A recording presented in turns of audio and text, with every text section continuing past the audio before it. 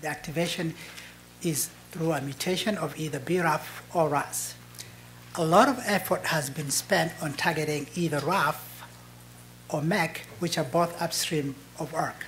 What we decided to do was focus on targeting ERK because it's the last signal node of the pathway.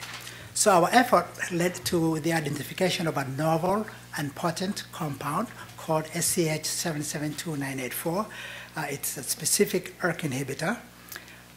It inhibits cell lines that are mutant for either RAS or RAF.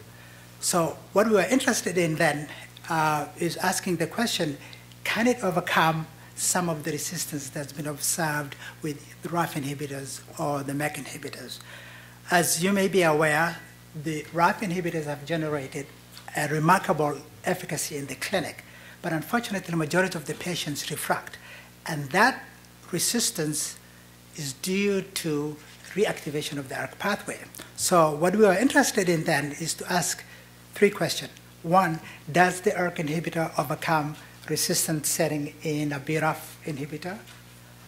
Can it overcome the setting of a MEK inhibitor resistance, or the combination of MEK inhibitor and ERK inhibitor, which is think it's going to be the standard of care?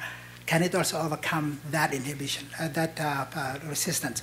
So to do that, we took the compound SCH772984 and asked, in that setting of now resistant cell lines in preclinical, can it inhibit A, the proliferation of the BRAF inhibitor resistant cell lines, and B, can it also downregulate the reactivation of the pathway? In both cases, 984 accomplished that. Then we took this one step further and asked, how about MEK inhibitor? We saw the same observation in the case of MEK inhibitor resistant cell lines. And in the context now of the dual resistant cell lines, in other words, cell lines that are generated, the resistance combining MEK and RAF inhibitor, in that context, we also evaluated the activity of the novel ERK inhibitor. Also, in that context, SCH772984 inhibited A, the proliferation of the dual resistant cell lines, as well as the signaling. So this results then suggest that 984, the ERK inhibitor, has the potential to overcome some of those resistances that are observed in the clinic. In addition to the resistance, also works in the naive